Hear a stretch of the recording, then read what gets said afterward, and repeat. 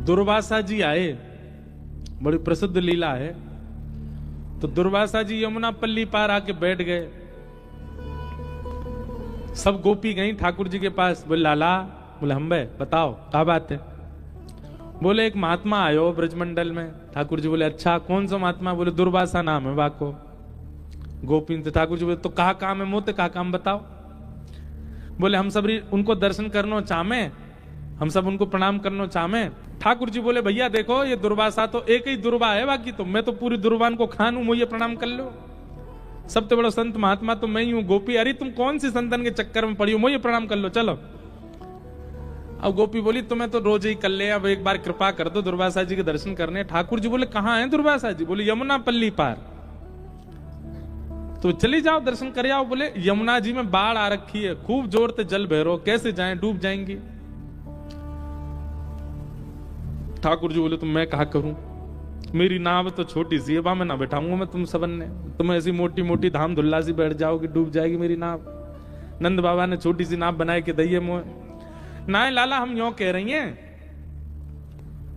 कि तू कह तो रे कि तू जय जय है, तू परमात्मा है, तू परमात्मा है, तूने कछु करके दिखा यमुना जी में हमारे काजे मार्ग प्रकट करवाए थे। ठाकुर जी बोले अच्छा तुझे बात है, मार्ग चाहिए यमुना जी थे। बोले हाँ। तो बोले काम करो। बोले कहा यमुना जी के तट पे जाओ और यमुना जी को जल अपने हाथ में लियो और यमुना जी को जल हाथ में लेकर के और यमुना जी से कहियो हे श्री यमुना मैया, यदि नंद नंदन योगेश्वर कृष्ण ये योगेश्वर हैं, ये योगियों के भी ईश्वर हैं, पर स्त्री को कभी स्वप्न में भी नहीं देखते हैं, स्पर्श करना तो बहुत दूर की बात। यदि इन नियमों का पालन कृष्ण ने भली भांति किया हो तो आप हमको मार्ग प्रदान कर दो।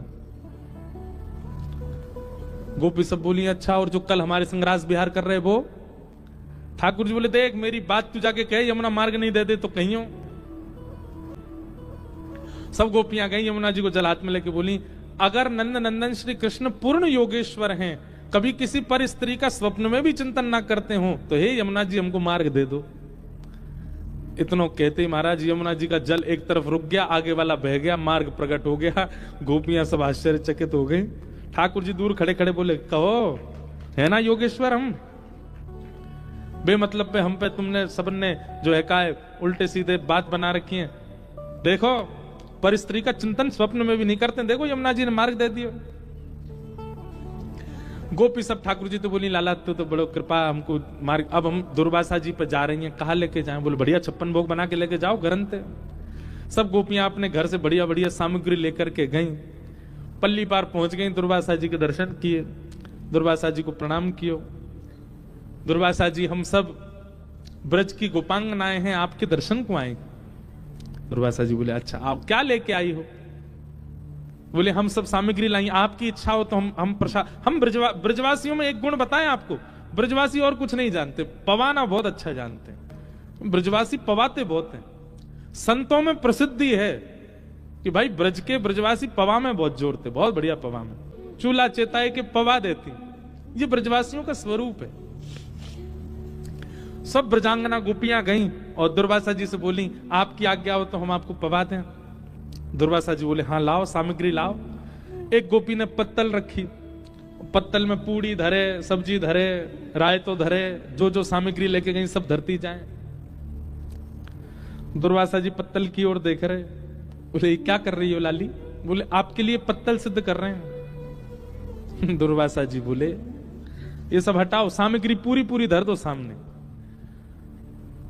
पूड़ी की डलिया, सब्जी के बर्तन सब सामने धर दिए और दुर्वासा जी उठा में और उठा के सब डलिया की डलिया मुख में डाल लें। एक बार में महाराज मुख नहीं कुआं बन जाए और सब एक साथ ही उड़ेलते जाएं और प्रेम से पाते जाएं। गोपियां सब देख करके बोले बाबा सच में तपस्वी है। सबने दर्शन किए, दर्शन करके सब गोपी बोली बाबा यहाँ आवे के काजे हमने यमुना जी से प्रार्थना करी, लाला ने एक उपाय बतायो, उस बात से मार्ग मिल गयो। अब हम वापस जानो चाहे, यमुना जी में बड़ी बाढ़ है, आप कोई उपाय बता दो, आप तो बड़े सिद्ध महात्मा हो, बताओ। एक क्षण में तो आप सबरी पत्तल की पत्तल कहा, डलिया की डलिया उड़ेल ली आपने मुंह में, हमारे काजी कछु उच्छिष्ट भी नहीं छोड़ो। अब यहां से वापस जावे को कछु आप उपाय बता दो, कोई मंत्र बताए दो। दुर्वासा जी बोले यमुना जी पे जाओ, यमुना जल लेकर के कहना श्री दुर्वासा जी केवल दूर्वा ही खाते हो और कुछ भी कभी सेवन ना करते हो, तो हे यमुना मैया हमको मार्ग दे दो। गोपी सब एक दूसरे देखने लगे, बोले अभी जो हमारे 56 भोग चट्ट कर दिए वो ये कह रहे हैं दूर्वा खाते हैं। दूर्वा मतलब घास, एक घास। दुर्वासा जी बोले जाओ जाओ यमुना जी से कहो। सब गोपी गई, हे यमुना मैया दुर्वासा जी अगर एक दूर्वा ही खाते हो तो आप मार्ग दे दो। इतने में यमुना जी एक तरफ रुक गई, एक तरफ का पानी निकल गया, मार्ग मिल गया। सब गोपियां उस पे पार हो गई, पर ताम्रवर्ण हो रहा था सबके मुखमंडल का। पल्ली तरफ ठाकुर जी खड़े। ठाकुर जी कहो गोपी दर्शन है गए दुर्वासा जी के, कैसे रहे दर्शन? आज कहां प्राप्त कियो सत्संग में?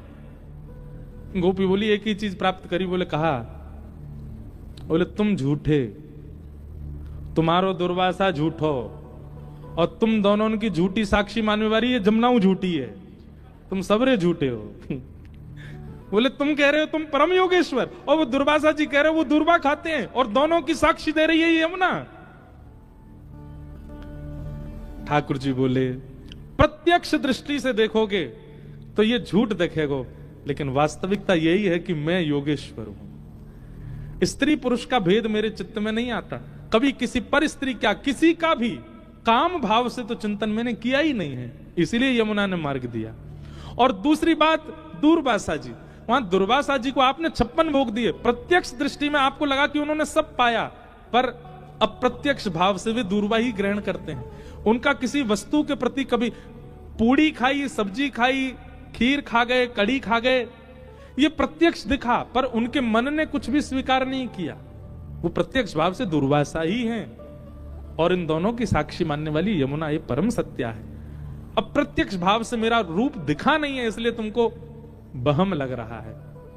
ठीक वैसे ही बंधुओं, ठाकुर जी को चोर चोर चोर सब जगह कहा गया, पर ठाकुर जी चोर नहीं, ठाकुर जी रक्षक हैं। हम सबको कहीं हमारी चोरी हो ना जाए उससे बचाने वाले ठाकुर जी।